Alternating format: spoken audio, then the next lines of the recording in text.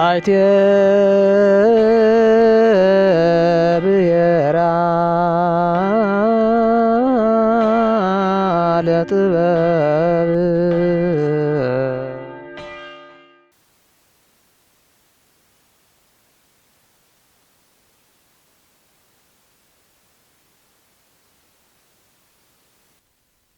ኩለና እግዚአብሔር ይባርከና እንደተሃልኩኝ የሆነ ህፃንኪ ህፃንኪ መስሓቆትኪ እላባና ንዒ ዝብል መዝሙር ኢና እናዘመርና ፀኒሕና እቱ ሰማይ ምድርን ዝፈጠረ ብኪሩቤል መንበር ተቐሚጡ ዝነብር የዓለም ኩሉ ዝምግብ ኩሉ ዝከኣሎ አምላክ ሱራፌል ኪሩቤል እናተንቀጥቀጡ ዝዓጥንዎ ዘመስግንዎ ገፁ ከም ሓዊ ነበልባል ዘብርህ ኣብ ራእይ ምዕራፍ 1 ከም ዝተገልፀ እዚ ጎይታ እዚ ሰውነቱ ኩሉ ሓዊ ዝኾነ ኣምላኽ ንሰብ ከድሕን ስጋ ለቢሱ ኣብዚ ዓለም እዚ ኣብ ዝተገለፀሉ ግዜ ናይ እኖናና ቅድስቲ ድንግል ማርያም ማህፀን ናይ እኖናና ቅድስቲ ድንግል ማርያም ጓጓ ናይ እኖናና ቅድስቲ ድንግል ማርያም ዝባን ናይ እኖናና ቅድስቲ ድንግል ማርያም ጡብዩ ዝተውበ ዝተሓዝለ ዝተሓቕፈ ክንደኣ ዝኾነ ንፅውዋ ኣብ ዓለም ኣይተረኽበን ንሓዊ ተሓቁፍ ለኣምላኽ እትወልድ እኖ ለኣንመስሊ ኣይተረኽበን እናዛ እነዚኣ ንዓለም ንጉስ ፍሪዳ ብዝሰምዐ ፍቐት በሄሮድስ ንኸሳድዶ ከሎ ሓዚላ ፍቐትኡ ትንከራተት እነበረት ብፅብኢ ብረሃብ ብፀሓይ ብሃሩር ብዕሾኽ እናተወልአት ትንከራተት ዝነበረት ለሚና ዝረድኣ ዝሰኣነት እኖ ንዕላባና ክትቀበለክልና ኢና እናዘመርና ፀኒሕና እቶም ብኡ ነበሩ ዋላ እንተይተቐበልኩ ንሕና ንፈትወት ኢና ላባና ወዲ ሒዝክና ንዒ መድሓኒት ዝኾነ ኣብ መስቀል ተሰቒሉ ሓጢኣትና ዘርሓቐ ዝሓፀበ መስዋእቲ ዝኾነ ጎይታ ሒዝክና ንዒ ላባና ላባና ኢና እናዘመርና ነበርና በረኸታ ይሕደረና ናብ ኩለና ኣእምሮ ናይ ጎይታ ፍቕሪ ይሕደረና እንታይ እዩ ዘመልክተና ዘሎ እዚ ናይ ጎይታና ናይ ኢየሱስ ክርስቶስ ዝድሓናሉ ደም እዩ እዚ ከዓ ናይ እኖናና ቅድስቲ ድንግል ማርያም ንፅህና ንኣምላኽ ንምዕቋፍ ንኣምላኽ ንምውላድ ዝተመረፀት ምዃና ዘርድእ እዩ ኩሉ ቤተክርስትያንና ትገብሮ ነገር ትምህርቲ ኣሎ እዩ እቲ ግንባር ዘሎ ከይኮነስ ብድሕሪት ክንደይ ምስጢር ዝተሸከመ እዩ እሞ ካብዙ ዝዘመርናዮ እመቤታችን ኩልና ትሕደር በረኸታ ይሕደረና ጎይታ ንኩልና ይባርከና ልመዓልቲ ናይ ቅዱሳን ነገስት ኣርብዓ ፅሓ በዓል ናይ እኖናና ቅድስቲ ድንግል ማርያም ስደታ ሓሲብና ኢና ዝበዓል እዚ ንኽብር ዘለና ካብ መስከረም 26 ክሳብ ሕዳር 6 ናብ ግብፂ ጎይታና ምስ እኖና ቅድስቲ ድንግል ማርያም ዝተሰደተሉ ተንከራተተሉ ግዜ ዝሕሰበሉ እዩ ኣቦታትና ብማህሌት ሰዓት ምሸት ጀሚሮም ሙሉእ ለይቲ ብምስጋና እዮም ዝሓድሩ ናብ በረኻ ካብ ትኸድ ላባና ንዓልና እናበሉ እና እግዚኣብሔር ኣምላኽ ለቦታትና ብቅዱስ ያሬድ ዝሃቦ ፀጋ ኩለና ይሕደር ዝወፅል ዝጀመርናዮ ናይ ፆመ ፅጌ ከዓ ወርሃ ፅጌ ምስጋና ብሰላም እግዚኣብሔር የፈፅመና በዓል መዓልቲ ዘመሩና ክቡር ሓውና መጋቤ ጥበባት ትግራዮም ሓውና ንመጋቤ ጥበባት ኣንደበት ለኣና ከዓ ዘስተውዕል ኣእምሮ እግዚኣብሔር ይዓድለና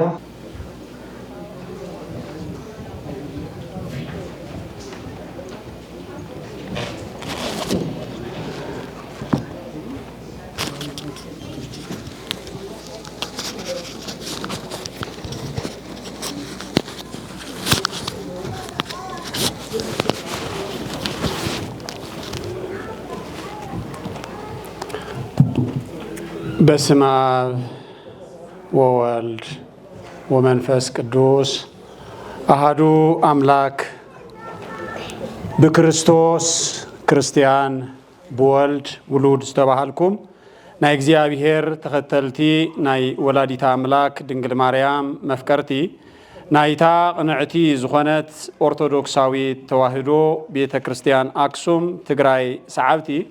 ህዝበ ክርስቲያን ኩላኹም ከመይ ቀኒኹም ከመይ ሓዲርኩም ከመይ ረፊድኩም አሜን። ናይቲ ልዑልን ክቡርን ዝኾነ እግዚአብሔር አምላኽና ስሙ ዝኸበረን እተመስገነን ይኹን። በሐቂ ብሊቃውንቲ እናተባህለ ጸኒሕ እዩ በቲ ናይ ቤተ ክርስቲያንና ብርሃን ዝኾነ ናይ ቅዱስ ያሬድ ብዛዕባ ዝወቅት እዚ ድርብርብ ዝበለ በዓላት እዩ ሓሊፈው ዝሰሙን እዚ ተገሊጹ እዩ። ብአብሮኦም አብርሃዋ ጽብሃ ቅዱሳን ነገስታት ዝኾኑ ንፈለማ እዋን ክርስትና ስርዓት ንኻኣቱ ጥምቀት ንኽስፋሕፋሕ ዝገበሩ ቅዱሳን ነገስታትና ዝበዓልሉ በዓል እዩ። ከምኡ እውን ድማ ታፍቶም ተስዓቱ ቅዱሳን ሓደ ዝኾኑ ከም ተዓንተወይ ናይ ቤት ትምህርቲ ሰንበት ዝዘመሩልና ናይ አቡነ ገሪማ ጻድቕ እውን ዓመታዊ ክብረ በዓል እዩ። ምስኡ ተተሓሒዙ ከዓመሊሱ እዚ ዝኣቱ ዘሎ ማህልየተ ጽጌ ብልማድ ጾመ ጽጌ እናበልና ንጽውዖ ኮይኑ ግን ማህልየተ ጽጌ እናተባህለ ክጽዋዕ ዝግብኦ ናይ ወላዲታ አምላክ ቅድስተ ቅዱሳን ድንግል ማርያም ድማ ናይ ስደታ ዝፍልመሉ ዘሎ ዝዓበየ ንወላዲታ አምላክ ድንግል ማርያም እንዝክረሉ ስደት ጎይታና መድኃኒና ኢየሱስ ክርስቶስ እንዝክረሉ እውን እንፍልመሉ እዩ እሞ እንኳ ናብ ናይ ቅድስተ ቅዱሳን ድንግል ማርያም ምስ መድኃኒ ዓለም ክርስቶስ አማኑኤል ኮይኖም ናብ ስደት እንዝክረሉ ኣብ ማቴዎስ ወንጌል ምዕራፍ 2 እተጻሕፈ እንዝክረሉ ግዜን ሰዓትን እንኳ ብሰላም ብጥዕና ብጽሐና ከምኡ እውን ድማ ብሰላም ድማ ይፍጽመና እሞ ከምቲ እናተገልጸ ዝመጸ እዩ። ኣብቲ ስርዓተ ቅዳሴ መምህርና እውን ምሂሮምና እዮም ኣይትጨነቁ ዝብል ነይሩ። ብኡ ልክዕ ከዓ ብዛዕባ ስደት እውን ድማ ንዝክረሉ እዚ ብኸመይ ክነተሓሕዞ ንኽእል ዝብል ነገር ሕፅር ብዝበለ መልክዑ ክንርኢ ሚስጥሩን ጥበብን ዝገልጽ እግዚአብሔር እዩ። ሚስጥሩን ጥበቡን ይግለጸልና እሞ ኣይትጨነቁ ክብል ከሎ እቲ ቅዱስ ቃል ክብለና እንከሎ መድኃኒ ዓለም ክርስቶስ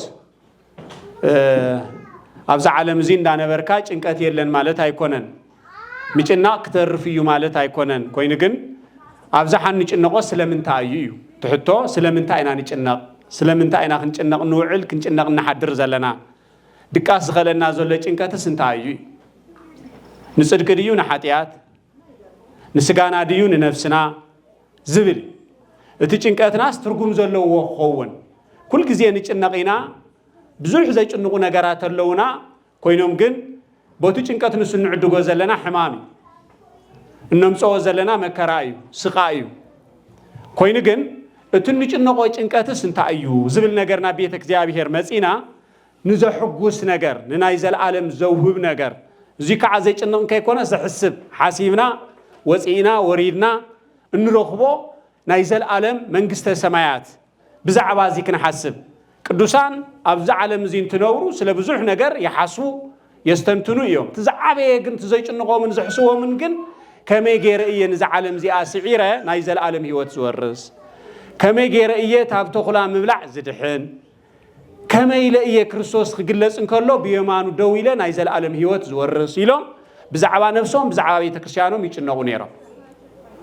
እቶም ቀደምቲ አክሱማውያን ተጋሩ ኣቦታትና ንኖታትና እንትንሪእም ከምኡ ነይሩ። ኣብዝሓ ዝጭነቅዎ ስለ ቤተ ክርስቲያን ካብ ቤቶም ንላዕሊ ኣብ ጎጆ ክትፈርስ ዝበለት እናነበሩ ኣብ መድሐ እንዳደቀሱ ነቲ ታወተ እግዚአብሔር ዝነብረሉ ቤተ እግዚአብሔር ግን ዘማዕርጉ ብዛዕባ ቤተ እግዚአብሔር ኣዝዮም ዝጭነቁ ናይ አሞጽ ቃል ዘስታውሱ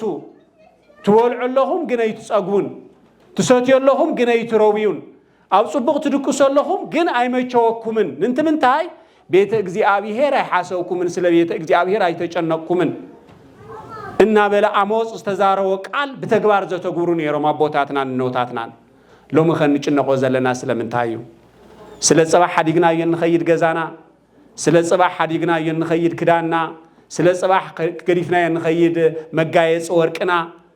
ድዩ ተኣዙ ዘሕስበና ዘሎ ስለዛ ናይ ዘለዓለም ቤተ እግዚአብሔር ዝኾነት ቤተ ክርስቲያን ከሕሲውና ደይፈልጥ እዩ አቦታትና በሐቂ ቦዚ ዝተዓደልና ኢና ኩል ጊዜ ስለዛ ቤቶም ዚኣ ቤተ ክርስቲያኖም ዚኣ ዝጭነቁ ዝሓስቡ አቦታት ኣለውና ብፍላይ በዘጋጣም እዚ ንመምህርና መልአከ ብርሃናት አዚና ክነምስግኖም ዕድመን ጥዕናን ክበልና ድማ ክንጽልየሎም ይግባእ ሓሚሞም እናሃለው ልቦም ደግፎም መጺኦም ቤተ እግዚአብሔር ቅዳሲኡ ከይተኣጓጎል ካብ ቃል እግዚአብሔር ምምጋብ ከይንጠሚ ዝገብርዎ ዘለው ጻዕሪ በሐቂ ሁሉ ነገር ማስቃሎ ኣብዚ ነገር እዚ ኩልና ክንዓስል ይግባእ ተሓደን ክመጽእ እንከሎ ንኹልና እናባራትዑ ከም ጥበብ ይብራህውን ቴሌቪዥን ናብ ዝብርክዚ ንኽበጽሕ ቤተ እግዚአብሔር ዕሰሉ ናይ ዘለዓለም ቤትኩም ሓዙ እናበሉ ዝመኽሩ ኣብ ቅድሚት ኮይኖም ክንድዚ ዝኣክል ሕማምን ስቃይን ተሰኪሞም ዝመርሑ ኣቦ ኣለውና በሐቂ ነዚ ነገር እዚ ኩልና ንእግዚአብሔር ኣምላኽና ክነመስግን ይግባእና እስክነመስግን በሐቂ ስለዚ ዕድለኛታት ኢና ዝኩሉ ረኺብናዮ ዘለና ድማ ኣብ ስደት ኮይና ካብ ዓድና ኣዚና ርሒቕና ኢና ረኺብና ዘለና ስለዚ ንሕና አቦታትና ስለዛ ቤተ ክርስቲያን ዚኣ ስለ ንሕና እንትጭነቁ ንሕና ክንጭነቅዶ ከምዚ ትማሊ ኣብ ናይ ሓፍትና ዝነበረ ስርዓተ ቀብሪ ርኢናዮ ኢና በሐቂ ናይቲ ዝሓለፈቶን ዝሰርሐቶን ዝገበረቶን ሰናይ ተግባር ከመይ ዓይነት ስርዓት ከም ዝተኻየደ ርኢና ኢና ኣብዚ ነገር እዚ መፂኡ ዝነበረ ሰብ እውን ርኢና ኢና ክንደይ ሰብ ይመጽእ ኣብ ግዜ ሓዘን ኣብ ግዜ ዝተፈላለየ ነገር ይከብ ትሰብ ኣብ ከምዚ ከደኣ ታሰንበት ሰንበት ንቤተ እግዚአብሔር ነሃብ ክበሃል ከሎ ኣብ ቤተ እግዚአብሔር ከን ምንታይ እዩ ዘይርከብ ንዝተረኸብኩም ንምውቃስ ኣይኮነን ንሕናማ ተረኺብና እግዚአብሔር ዓዲሉና ኮይኑ ግን ነቶም ዘይመጹውን ኣዚና ንኽነምጽኦም ናይ ኩላትና ጻዕሪ እዩ ዝግባአና ሐዋርያት ኢና ኩላና ስለዛ ቤተ ክርስቲያን ደቂ ቤተ ክርስቲያን ኢና ከምዚ ጉዳይ ተገይሩ ሰብ ጸዊዕኻ ዘይመጸን ትተርፈካ ክንደየና የሻቅል የውግሂ እሞ ቤተ እግዚአብሔር ምኮ ናይ ቀራንዮ ማዕዲ እግዚአብሔር ስጉውን ደሙን ዝፍተተሉ ማዕዲ ናይ ነፍስና ምግቢ ዝዳለወሉ ተዳልዩ እንተብቅዕ ደቂ ክርስቶስ ንሕና ጥራሕ ዲና ኣብዚ ዴንቨር ኮሎራዶ ንነብር ኣበየለና ክርስቶስ ዝኣክል ኣብዚ ደው ኢሉ እንትጽበየና ንሕና ኸበለና ዝብል ናይ ቦታትና ጥራሕ ጭንቀት ኣይኮነን ክኸውን ዝግብኦ ነናይ ሕድየና ጭንቀት ክኸውን ይግብኦ እዩ ስለዚ እዩ ክንጭነቕ ዝግባእና ዘጽድቕ ጭንቀት ናይ ነፍሲ ናይ ዘለዓለም ህይወት ዘውህብ ጭንቀት ምሕሳብ እዚ ጭንቀት እዚ ነፍስኻ ዘርዊ ናይ ዘለዓለም ህይወት ዘውህብ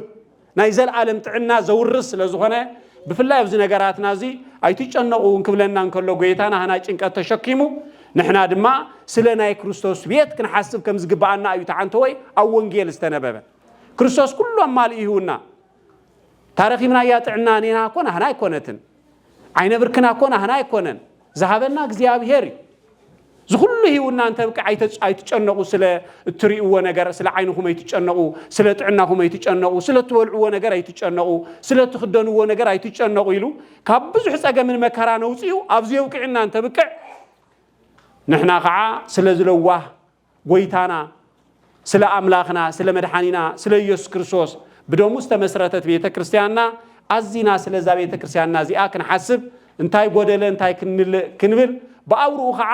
ናይ እግዚአብሔር ቤተ መቅደስ ንሕና ስለ ዝኾና ካብ ገንዘብና ንላዕሊ ካብ ዝኾነ ነገር ንላዕሊ ዝደልየና እግዚአብሔር ንዓና እዩ ዝደሊ ምእንታና እዩ ተሰቂሉ ስለዚ ኣዚና ስለዛ ቤተ ክርስቲያንና እዚኣ ክንሓስብ ይግባአና ብፍላይ ከዓ ዛሕዝት ትንስእ ዘላ ቤተ ክርስቲያንና ኣፍታ ናይ ፈለማ መሰረት ዝኾነት ኣብ ርእሰ ኣድባራት ወገዳማት ኣክሱም ጽዮን መንበርና እቲ ናይ ጥንቲ ብዙሕ መስዋዕትነት ነንሕድሕድና ኸፊልናሉ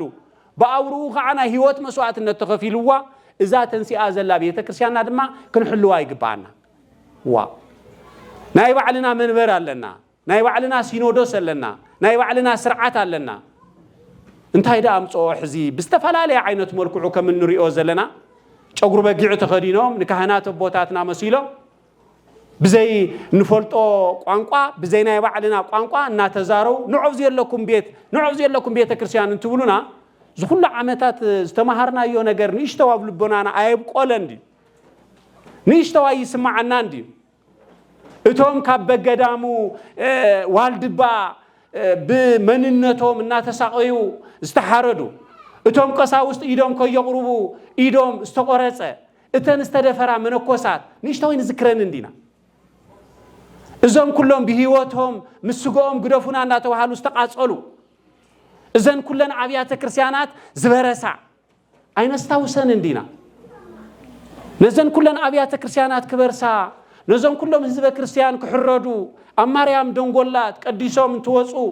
ቆሪቦም እንትወጹ መርዑት ዘማሪያን ካህናት አብየቶም አብያተ ክርስቲያኖም ዝተሐርዱ ደሞም ዝፈሰሰ አይነስታውሶም እንዲና رسعنا كرسعو كو يكوننا يسمعاتاتنا ابوتاتنا سلازي ترسعو كو يوم حز سدتنا ولاديت املاك دنجل مريم نذكر زلنا كرسعو يغبانا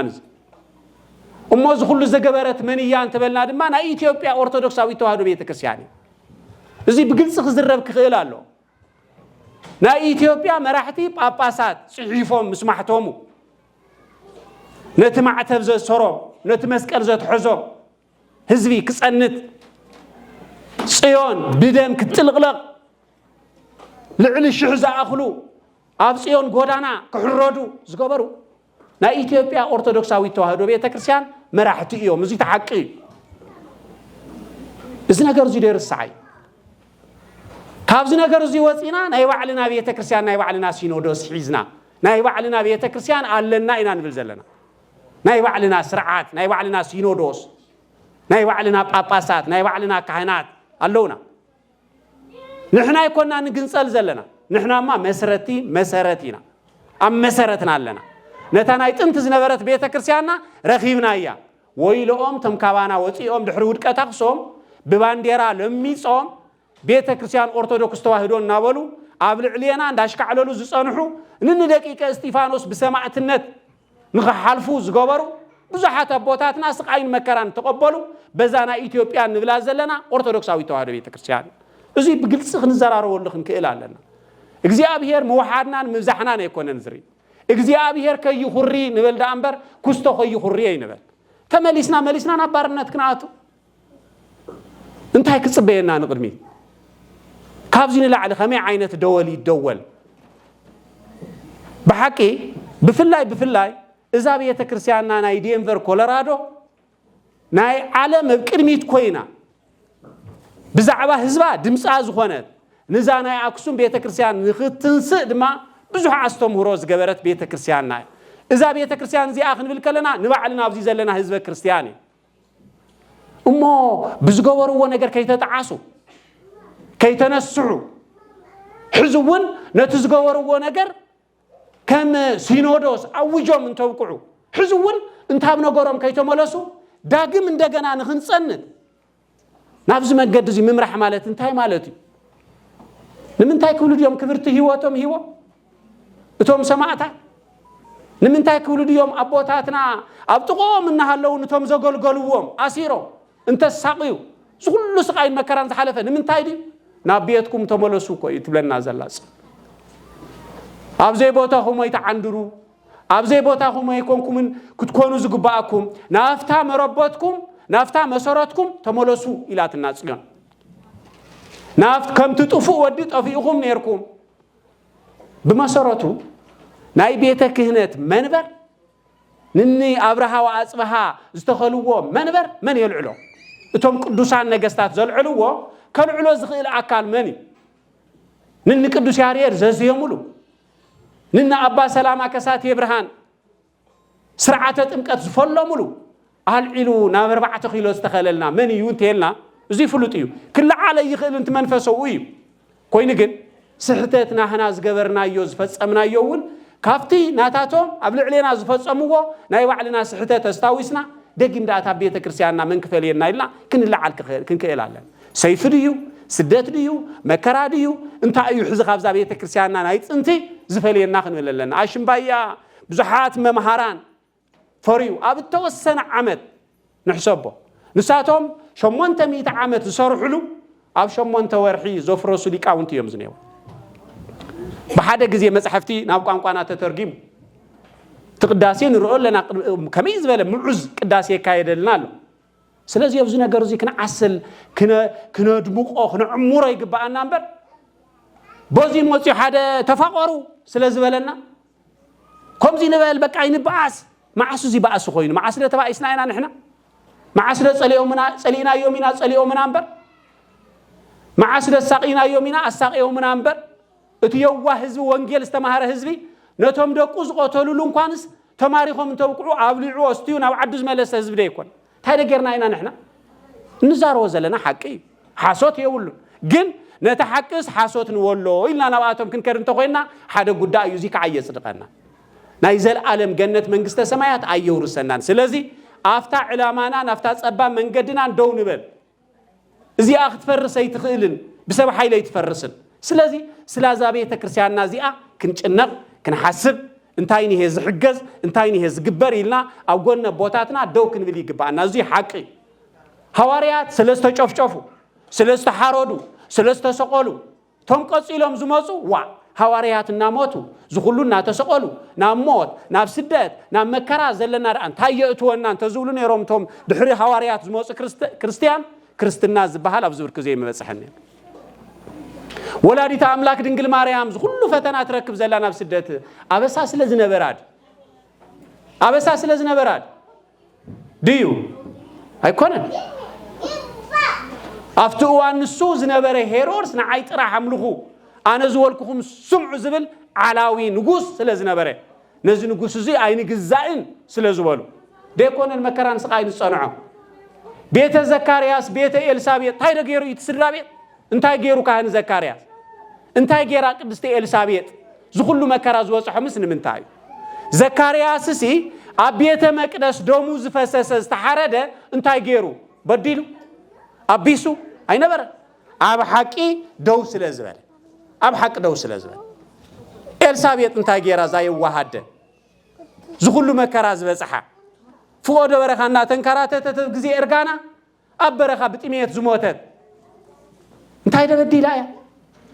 مو إلسابيت كون مكراز بصحة حسس حتيات سلزنا برادي هاي كونه أو عالم كله مكرا لكمي نحكي حيزو زوفر حزبي زوفر كاهن زوفر باباس أبز عالم زي مكرو بزح إذا مكرا زي كي بزحنا يوم أبوتاتنا نجستات زم كلهم ليك أونتي مسوات النت كفيلهم نصدق تطعم نقدام تطعم نتمهرت بيتك كنت تطعم نصدق سرح تطعم هاجر مسريتهم الناس خد بزعبا سدات نستوصل لنا حزن إحنا بسداتنا نفزع الدزي مسينا نحنا سداتن نايدنقل ماريام سداتن يفعل علي نحنا سدات أبعدنا نسألنا سلزي رخبنا كم لبنا خوينا نبرانا خن مرح سلزي كالنا نام نسألنا زلون سريحكا زركولو نسجانا تقم خنفلينا ناب سدات وفيرنا زلنا ناي ولادي تاملاك دنقل ماريام سدات جن ما انتان ناي كريستوس سدات جن ما انتاناي مو تسدات كتنقل كلها عنا بزي تفولتو عدي تقبالي على وده يقولون نبزي تفولتو سدات يوزنا بره سلازي التسداتها نحنا سداتو ونخبار خالنا أب حق دو كن ملكن كيل علنا تسعة قدوسان ون تسديدهم كابروهم زبالس نبتقراي مصيب نمنتاي مصيب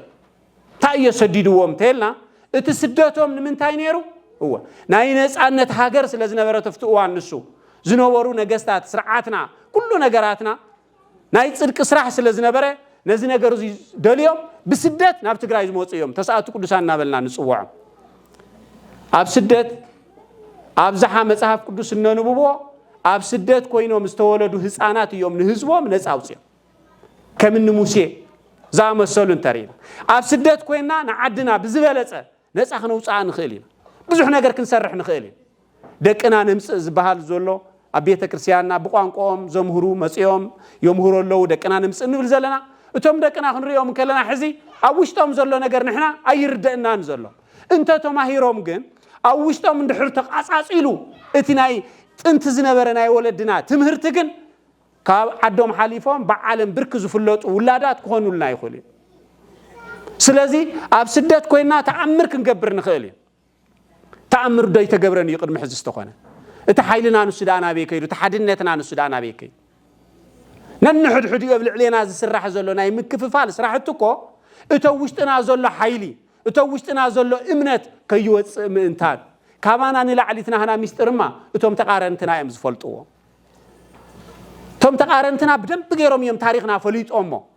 እቲ ጥበብና ፈሊጦሞ እቲ ውሽጣዊ ሓይልና ፈሊጦሞ ናኡ ከይንምለስ ኣዝዮም እዮም እንድሕር ግዜን ሰዓትን ረኺቦም ከጽኑትና እንድሕር ግዜን ሰዓትን ዘይረኺቦም ድማ ከተዓሻሽውና ይደልዩ ማለት ኣተዓሻሽዮም ከይንነቅሕ ይገብሩና ታትክክለኛ መንገዲ ጸባ መንገዲ ከይንኽተል ይገብሩና እዚ ነገር እዚ እንተ ዘይነቅሕና ኣብዚ ሰዓት እዚ ኣብዚ ግዜ እዚ ነዚ ነገር እዚ እንተ ዘይተረዲእና ነቱ ኣብ ቅድሚና ዘሎ በቦታትናን ኖታትናን ትንቢት እንዳተዘረበ ዝጸንሐ ናይ ጽዮን ትንሳኤ ናይ ጽዮን ልዕልና ናይ ትግራይ ልዕልና ንኽገሃድ ንኽንርኢ ትግዜ ክኸውን ግድን እዩ ግን ክነንውሖ ኢና ንኽነሕጽሮ ኣፍታብ ሓድነትና ኮይና ዘስማዕናያ ድምፂ ዝተራእየት ፍቕሪ ዝተገብረ ስዋኤ ተኣምር ዝኾነ ስዋኤ ወይለይ ሕማቕ ጥራሕ እምባይ ነስታውስ ትስተገበረልና ናይ እግዚአብሔር ተኣምር እውን እምባ ነስታውስ ከመይ ዲነሩ ተማጻጻ መከራ ከመይ ዲነሩ ተማጻጻ ስቃይ ክንሓልፎ ዘይንኽእል ነገር ደይኮና ንሓሊፍና ተመሊስና እምባ ንዘክረ ብልዕልና እግዚአብሔር ዝገበረልና ተኣምር ነስታውስ እምባ ወይለይ ኣብ ደብረ ዳሞ እንትኸዱ ዳውና አረጋዊ ንቶም ዝመጹ ኣትማንተ የተረፈ እንዳተላዕሉ ክንደይ ተኣምር ተገበረሉ ዶ ይነበረኒ ኣብ ልዕልና መጽኦም እዚ ኩሉ መከራ ክፍጽሙ ከለው ከምዘየለን ህዝብና ክገብሩ ከመይ እዚ ኩሉ ህዝብና ኣብ በብኣብያተ ክርስቲያናቱ ተኣኪቡ ንሪኦ ዘለና ከመይ እዚ ህዝብ እዚ ይወጽዩ 3 ዓመት ሙሉ ብዕጽዋን ክባን መውጽእን መእተውን ዘይብሉ ገንዘው የውጽእ ገለ የውጽእ ከመይ ተሪፉ እምባ ንበል መስዋዕትነት ከይከፈልካ ደኣ ዓወተሎዲ ካብ ኩሉ ንላዕሊ ድማ ካብ ኩሉ ንላዕሊ ተነቕኒቕና እዝንና ዘይሰምዖ ዝነበረ ቋንቋና ኣይንዛረብ ናይ ባዕልና ምዃኑ ክንዛረብ ይሕፍረና ኣብ ከምዚ ስምዒት ኣሽምባያ ኣብ ዓዲ ዘሎ ህዝቢ ኣብ ነፃነት እንዳነበርና ኣብ ባርነት ዘይነበርና ንዩ ሳላ ዝተኸፍለ መስዋዕትነት ናብ ዝብርክ ይበጽሕና ታናይ ጥንቲ ቤተ ክርስቲያንና ረኺብና ካብዚ ንላዕሊ እንታይ ንሄዱ ድሕሪ እዚ ከዓ ትንደልዮ ነገር ይመጽእ ኩሉ ነገር ድማ ይስዕብ እግዚአብሔር ዝገበረልና እውን እምባ ነስታውስ ስለዚ ኣብ ስደት ኮይና ዝፈጸምናዮን ዝሰርሕናዮን ነገር ሕዝውን ካባና ቤተ ክርስቲያንና ሓገዝ ትደለላ ሓድነት ትደለላ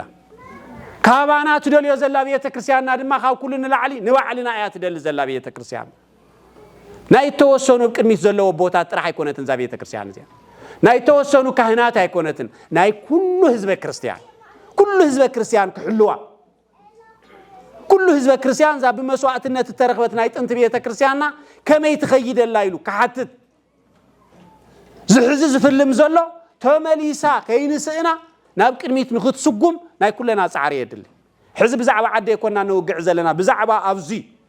ኣብዚ ዝኔናሉ ዴንቨር ኮሎራዶ ንባዕል ሕዚ እውን በቃ ነገራት ንፍስ ስለዝበለ ሕዚ ኢና ክንዕሽዎም እንኽእል ኢሎም ዘንኳሕኩሑ ገገዛናን ተትካልናን የለው እንዲዮም ድርጅትና እናመፁ ካብዛ ቤተ ክርስቲያን እዚኣ አንተ ኣብዚ መንገዲ እዚ እንደገና ከኣልዩ ሓደ እንዲና እናበሉ በየኑ መንገዲ ሓደ ክንከውን ከመይልና ሓደ ንኹን ናህና ንብሎም ቅዱሳንን ናታቶምን እንወይ ንሳቶም ንሕና ክንጸንት ክንጠፍእ ዝደልዩ በየኑ ኢና ሓደ ክንከውን ከመይልና ወይለ ይትደመሩ ምስለ አራውያን ዝበለኮ ነዚ ሐዋርያት ምስ ፈሪሳውያን ሓደ ኮይኖም ሓደ ንኹን ተዝብልዎም ፈሪሳውያን እውን ከመይሎም ሓደ ክኾኑ ናይ ክርስቶስ ቃል ዘይተቀበሉ ነቲ ዘጥፍዎ ጥፋት ዘይኣመኑ ናይ ኣማናው ንስሓ ዘይኣተው ከመይልካ ሓድነት ይመጽእ ሲልካ ዶ ምስ ዘይ ይትደመሩ ምስለ አላውያን ኮይ ምስ ዘይ ይመስልኩም ነገር ሓድነት ከይትፈጥሩ ምስ ዘይ ይመስሉና ነገር ሓደ ካብ ምዃን እግዚአብሔር አምላክ ይሰውረና ኮይም ናወሎ ቦታትና እናጸለዩ ጸንያ ስለዚህ እዚ ነገር እዚ ዝተረድኦ ክርድኦ እዩ ነቲ ዘይተረድኦ ክነርድእ ንፈትን ካብዚ ወፂና ግን ታፍታ ትክክለኛ መንገድና ግን ከይንወጽ ታፍታ ትክክለኛ ቤተ ክርስቲያንና ግን ከይንወጽ እዚ ጽልኤ ይኮነን ሓቂ ናይ ክርስቶስ ቃል እዩ እታ ናይ ጥንት ዝኾነት ቤተ ክርስቲያንና ንኽነተንስ እንገብሮ ዘለና ተጋድሎ እዩ ስለዚህ ነዚ ድማ ኣብ ቅድሚት ኮይኖም ዝመርሑ ኣቦታትና ሒዝና ንቅድሚት እናጸለና ዋላ መከራ እንተበርትዐና ዋላ ስቃይ እንተበርትዐና ዋላ ድኻም እንተበርትዐና ድሕርቲ ድኻም ድሕርቲ ስቃይ ድሕርቲ መከራ ብርሃን ኣሎ ኢልና ንኽእል ብበዝሒ ህዝቢ ይኮነን እግዚአብሔር ተኣምር ዝገብር ብ12 ሐዋርያት ዓለም ዝሰበኸ ጎይታ ኣቦታትና ብበዝሒ ሰራዊት ኣይፈርሑ ብበዝሒ ድማ ኣይምክዑ ከምዚ ዓይነት እምነት ዝነበሮም ኣቦታት ኖታት ዝተረኸብና ኢና እዚ ወነና እዚ ከህስሶን ከጥፎን ዝኽእል ኣካል ክህሉ የብሉን ኣብ ጎኒ እግዚአብሔር ኮይና ኩሉ ክንወጽሖ ኢና ስለዚ ኣብ ስደትና ኮይና ንመሃር እዩ ናብ ቤተ እግዚአብሔር ንመላለስ ንደቅና ንኽፈልጡን ንኽመሃሩን ንግበር ናብ ደቅና እምነትናን ሃይማኖትናን ነሕልፍ እዚ ክንገብር ታብ ቤተ እግዚአብሔር ኣይንፈለ ብፍላይ ዛ ቤተ ክርስቲያንና እዚኣ ኣዚና ክንሕሕባ ይግባል ንተወሰኑ ኣቦታት ኣይንደብሩ እዩ እቲ ነገር ወይለ እስተመሃርናዮ ኣብ ተግባር ነውዕል ሰማዕቲ ጥራሕ ኣይንኹን ኣብዚኣ ስምዕ ውዒልና ውፅእ ክንብል ከለና ከምዚ ዓይነት እንትመጽእ እንታይ ትብለለኺ እንታይ ትብለለኹም ኢልና ሓፂር መልሲ ደንስእን ኢና ሕፅር ዝበለ መልሲ ናብዚ ቤተ ክርስቲያንና ከመልና ንኸይድ ንዘይ ኣቦታትና ዳኣ ከመልና ክንስዕብ ናብዚ ኣቦታትና ዳኣ ከመልና ክንከይድ ዝተፈጠረ ጸገም ይፈጠር ናብዚ ቦታኻ ከመልካ ይኸይድ ናብዚ ቤተ ክርስቲያንካ ከመልካ ይኸይድ ቤተ ክርስቲያንና ሓንቲ እያ ታ ቤተ ክርስቲያን ንሳ ድማ እዚኣ እያ ስለዚ ፖለቲካ ከመካይዱ ክኸይድ ይኽእል ሃይማኖት ግን ሓንቲ እያ መንገዳ ሓንቲ እያ ኣብ ሃይማኖት እንትጥዕመካ እንትዝሕለካ ናብ ክስታይ እንትጥዕመካ ገለ ዝበሃል ነገር የለን ይምረርካ ዋላ ትጽበብ ሃይማኖት ተኮይና ሃይማኖት እያ ብዛዕባ ሃይማኖትናን ብዛዕባ ቤተ ክርስቲያንና ኢና ነውግዕ ዘለና ስለዚ ኣብ ስደት ኮይና ሓድነትና ነስጥም እንጭነቆ ስለዛ ቤተ ክርስቲያንና ይኹን እንጭነቆ ስለ ታሪኽና ይኹን ዝብል ነገር ክነስምረሉ ይግባእ ንዚኣ ኣትሕሕዝ ኣቢለ ኣብ ዝሓለፈውን እናገለጽናዮ መጺና ኢና ንዚ ኩሉ እዚ ብሚድያ ኣቢሎም እዮም ኣብ ልዕሌና ዓብይ ጽንተት ዝፈጾም ስቕ ኢልና እናሃለና ስቕ እንተበላ እንድየን ኣደይ ዝቐወርክዎን ዝበሃል ዓይነት ኣብ ልዕሌና ተፈጺሙ እዚ የዋህ ህዝቢ እተፈላለየ እናተባሃለ ኣብ መንገዲ ተቐጥቂጡ ከም ተመን ሕዚ እውን መከራና ዝበዝሕ ዘሎ ብናህና ኣይኮነን ብናይ ጸላእትና ዘርኢ እዩ ብናህና ኣይኮነን ትሕጂ ዝመጽእ ዘሎ መከራው ናህናማ ትዝግለጽ ታሪኽና እዩ ስለዚ ነዚ እንታይ የልየና ሚድያ የልየና እግዚአብሔር ዝተመስገነ ይኹን ሳላ ናይዛ ቤተ ክርስቲያንና እዚኣ ጻዕሪ ሳላ ናታትኩም ድጋፍ እዛ ቤተ ክርስቲያንና እዚኣ ናይ ባዕላ ቴሌቪዥን ንኽህልዋ ጌርና እዩ ናይ ባዕላ ሳትላይት ናይ ባዕላ ሙሉእ 24 ሰዓት ንህዝብና ነምህረሉ ወዮ ኣብቲ ሚድያ ዝብተን ሼር ዝግበር ከክፉኡ ስለ ዝኾነ እዩ እምበር ብዙሕ ሰናይን ጽቡቕ ነገር ይስራሓለ ንሕና እውን ካብቲ ንጽቡቕ ነገር ክንሰምዕ ንጸርፊ ንተፈላለየ ነገር ክንሰምዕ ይደስ ብለና ኣንቲ እዚኣ ደ ሰሚዕኽያ እዚኣ ደ ሰማዕኻያ ኢልና እነባዝሖ ነቲ ሕማቕ ነገር ነቲ ክፉእ ነገር ነቲ ህውከት ኮይኑ ግን ኣብ ህዝብና ነንሕድሕድ እዩ ኔትወርክ ዘይብላ ነንሕድሕድ እዩ ወረዳ ንኽበጽሕ ብቴሌቪዥን ናይ ምግባር ከይድታት እናተኻየደ እዚ ከዓ ናይዛ ቤተ ክርስቲያንና ውፅኢት እዩ ኣቦታትና ሓርዮም ኣይ ኣብ ጎኒ ቤተ ክርስቲያንኩም ኩኑ ስለ ቤተ ክርስቲያንኩም ጻዕሩ ትዛዓበየ ስራሕ ኣብዚ እዩ ዘሎ ብዝብል ምኽርን ኣስተምህሮን ኣብ ዝብርክ እዚ ተበፂሐሎ ሓደ ዓመት ሙሉእ ሰፊሕ ስራሕ ሰሪሕና እግዚአብሔር ተመስገነ እዩ ዝተፈላለዩ ከምዚ ዓሚፅ او መጽጌ ዝረኣናዮ ኣብ መቐለ ጎደናታት ንኽበዓል ዝኹሉ ህዝብ ንኽእከብ ካብ ሰብያይሉ ዝበሃል ቴሌቪዥን ያ ከምዚ ኢላ እዩ ነቲ ሰብና ዝስዕቦ ብቴሌቪዥን ያ ተፋሊጡ እናተባሃለ በዓላትና ኣብያተ ክርስቲያናትና ሕጂ ብድምቀት እዩ ዝበዓል ዘሎ 24 ሰዓት ካብ ንግሆ ውዳሴ ማርያም ትርጉም ተጀሚሩ ለይቲ ሙሉእ ቃል እግዚአብሔር እናሰምዐ ህዝብና ዝውዕለሉ መንገዲ ናኸድና ኢና ስለዚ ንህዝብና ክንቅይሮ ንኽእል ሎሚ በቲ ሚድያ ንገብሮ ኣስተምህሮ ኣብዚኣ ንሰምዓ ዘለና ተወሰና ክኸውን ይኽእል እዚኣ ግን ናብ ሚድያ ናብ ቴሌቪዥን ኣብቂዕኻ ግን ብሚልዮናት ህዝቢ ንኽሪኦ እዩ ዝገብር ቴክኖሎጂ ዘምጽኦ ክንጥቀመሉ ክንክእል ኣለና ስለዚ ናይዚ ሚድያና እዚ ዓመት ሙሉእ በብወርሒ ካብ ዓቕምና ንላዕሊ ዝኾነ ብናይ እግዚአብሔር ጸጋ ብናይ እግዚአብሔር በረኸት ከመይ ጌርኩም ኢኹም ክትክእልዎ እናተባሃለ ተኻኢሉ ዓመት ሙሉእ ተዘሊቑ ቀዳማይ ዓመት ናብ ምብዓል በቂዕና ኣለና ናይዛ ቴሌቪዥንና እዚኣ ጥበብና ይብራህ ብዝብል حدا جزء مستسمي إذا تحسب سلازلي مستسمي إذا تحاز نجار يقولون تتبع بناس يبراه اتزنا برا نايكر محزب يتكرسياننا تمرون برا تمرتس يبراهيو تنايتي تلفزيون سمه بنا يوزلنا كمزي يبراه برهانكم بهذا كل سب برهانكم أملو سب نا كل سب يبراه زبرك على ونجيل مسارات الجبر سلازي نايزا تلفزيون نازي أنا وعلولو كملهم سنبت أبزابي يتكرسيان نازي قدام عمد كنا بعلينا زابع على زي عالم الأخرياي سلازي أبزابع على زي ترخيبنا أدميقنا عميرنا كأسأل عمت ما بزبلة أب إقربوتاتنا خوينا بزبلة أدما زنوا زلنا أستمهرو إنها بنا نقصلو نخخون كلاتنا ترخيبنا نايزا تلفزيون نازي بعال زمت زلو سنبت دحر ساعات حمشته PM ترخيبنا بالدراشنا كنوب علو بزقات أمزي بسمين بزي أبزي استعيشه كوميتي زجبر زلو مدلاون ساويتنا نقربنا عينا كاب بيت كريستياننا نلعلي نفعلت أقول كالي مدرخون يبلنا سلزي نزي ترخون بمركب كأسألاي سنبت ترخيبنا بعلنا خنبعل كم وندما ناي ولادي تعملك دينجل مريم فليمنا يوزلنا محلية تسجيدما بسلامة في السيمو أبسدتنا خوينا نريو زلنا مكراو كعو أو عدنا آتينا مسزمنا خوينا إنه بعلولون إنه قلقلولون جزين ساعتين يمسألنا سمعنا يو إذن لبونانا يحضرلنا وسبحات لجزيابير قال وتسمعنا سمعنا لجابر عجلنا حاونا نمرنا قاوية واتفرات نهو على سمعنا يوم جابر أولبنا يحضرنا كوكونا قال كلهم جابر يحلونا بتخفينا نحلو هيما نصنعنا نحاز فتاوينا قدائنا لنا نبلاد نقدنا عطرينا عطفينا نقعد أنزلنا أيو سبعيت مرتي أويونا ظلو أو كان يخفوئي بسرعين كفو أولي لنا نخفت أبخاها نفكر يومنا نازيو أمريكا زلو أبيها كريستيانات مزحت يوم وحدها تلقين مزحت يوم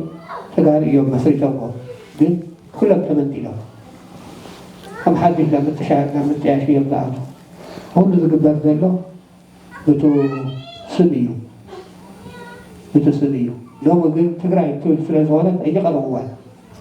لم تلنا منه هذه تاسو بتاع تقاقب تليام صح نقول خمسة بالتأول تفتنا مني تفكر الله وزحات أبيات الكريستيانات إنهم زجاجة بيجمع هذا قاقب وحي كونس كاوس يومي تجارو ذا قاقب وتمت لبيا إذا واحد قال دري سنة ذا قاقب تلي خمس تلي تجي للكريستيانا هاتي أنا نحاسبو بين نحاس እግዚአብሔር استوعدلك نقول لنا عجلنا نايبوتاتنا أربعتها فرخت كلنا هدا أربعتها تقاربوا مخانم يوم بد سرحوا سرح أو هايمانوت زحلفوا زقبروا وصعري هذا كل زمرينه سرعة الكريستيان كدقق لكبابات على مجال كنبرا سرعة تبكى سرعة قربان ككاية أبيات الكريستيانات بمزحات كهنسو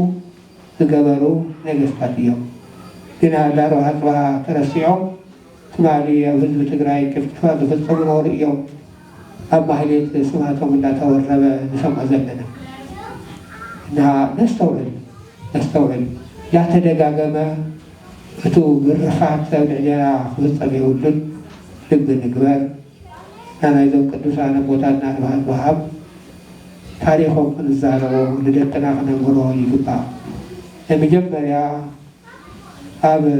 عدنا عباس كنبرنا زقورو أربعة فايهم المجمع يا منبر كنبرنا زقورو أربعة فايهم منبروا بسلسة بيتن 30 ዓመተ ምህረት እዩ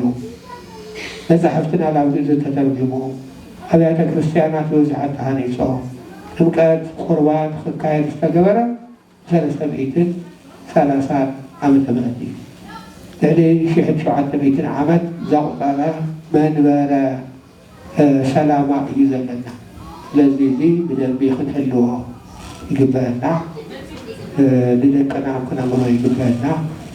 እግዚአብሔር ከምቶም ቅዱሳን አልባሃ ተዋሃብ ለሃይማኖትና ተዓቂቅና ክነግልግል